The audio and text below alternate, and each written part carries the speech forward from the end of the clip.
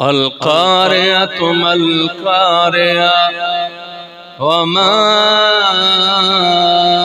أدراك ما القارعة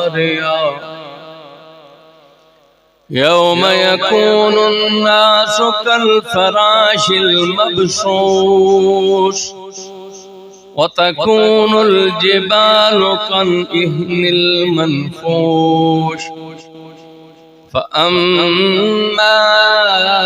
من ثقلت موازينه فهو في عيشة راضية وأما من خفت موازينه وأمه هاوية وما أدراك ما هي نار حامية.